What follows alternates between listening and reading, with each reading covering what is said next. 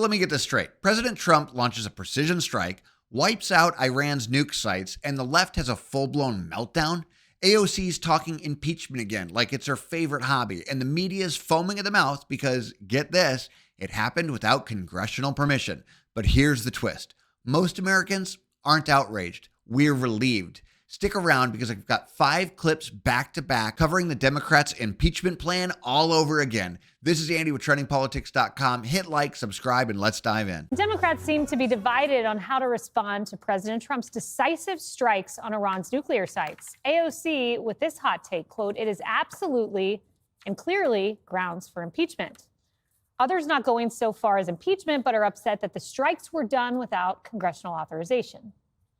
The president has acted so prematurely. The destruction of these facilities is a positive in the sense that it will set back Iran's program. Trump lied to the American people and to his voters, promising he would not get us in yet another Middle East war. He was lying to us about what he was going to do. It is so grossly unconstitutional. Literally, you could have hollered at us on Monday. It clearly could endanger our forces in the region and Americans around the world. You've seen the Democrats panic. Here's what they're not telling you.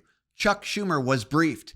Hakeem Jeffries was contacted, but instead of acting like grown-ups, they played dumb and started yelling about secrecy. And want to know why? Because if they had been looped in, they would have leaked it faster than you can say shifty shift. Watch this. Jesse, I want to ask you, if Democrats were informed, and we know Chuck Schumer was informed just before, we know there was an attempt to call Hakeem Jeffries. Caroline Levitt has confirmed this for us. But if they were informed more broadly, do you think this would have remained a secret from the press? No, they would have leaked it. Shifty Schiff leaked everything from the Russia investigation. I wouldn't trust the Democrats as far as I can throw them. And here's where the hypocrisy turns into pure comedy. The same people screaming about no vote and authorization were cheering Obama and Biden as they launched thousands of airstrikes without so much as a whisper to Congress. But now with Trump, suddenly they care about procedure? Give me a break. Even some Democrats are quietly admitting that this is political suicide. John Fetterman, of all people, actually dropped some truth for once. Impeachment? Pointless. Trump's already been impeached twice and he's still standing. Been hearing some of these Democrats once again calling for President Trump to be impeached over all of this. Dana yesterday had a chance to ask Senator John Fetterman if he thinks that's the road to go down. Take a listen. We'll get your thoughts on the other side. I mean, of course, no. She knows it. I know it. We all know it. That's not going anywhere. And, you know, he's been impeached twice, and now he's still our president as well now, too. So it's not going anywhere, and I don't think that's helpful. And I think if you throw that term around, that actually diminishes what the severity of what impeachment is really reserved for. So he says Democrats are essentially going to be a hamster in a wheel if they try this again. If they would start listening to Fetterman, they might start winning some seats again. I mean, Fetterman is actually talking about where the American public is at and making common sense. But if you study what this president has been able to achieve, every president before him has looked and make sure that Iran does not get a nuclear weapon. He just carried that out. At the same time, he's about to get a helicopter to board a plane to go to NATO. We know this is a delicate ceasefire. He puts it back on track. And at the same time he's getting on that plane, he has the Senate working to move the big, beautiful bill. It is amazing what this man has been able to accomplish in this short amount of time. But it's the decisiveness is what he's been able to do. And those that even talk about impeachment, in history, they'll be laughed at in the process of what position he put the world back on stage here. And what hypocrites they are, especially after the disastrous move that Biden did in Afghanistan and what Obama did on his bombing, and they said nothing. Now let's land this with a dose of reality. You're about to hear a law professor torch the entire impeachment fantasy. Not only is it laughable, but if AOC's standard held up, we'd be impeaching Jefferson, Clinton, and Obama too. And while the left plays impeachment dress up, Trump's actually deporting illegals faster, restoring deterrence, and, oh yeah, keeping us out of nuclear war. Jonathan Turley, George Washington University law prof and Fox News contributor. I mean, that was a tough moment for old AOC there. The ceasefire. So we got to impeach Trump. Yeah.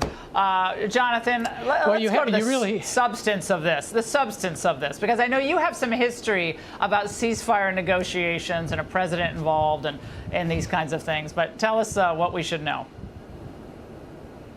Well, you have to feel for AOC. You're all dressed up for an impeachment and peace breaks out. It's sort of a Marissa Tomei moment from My Cousin Vinny. What a nightmare. And the problem is that it doesn't make for a very good impeachment, and that's why she was struggling.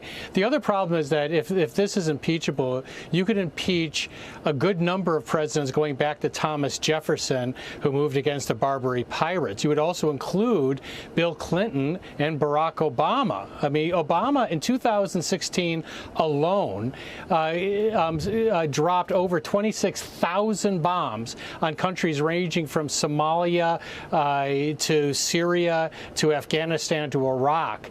There was no suggestion by Democrats that they had to immediately impeach Barack Obama.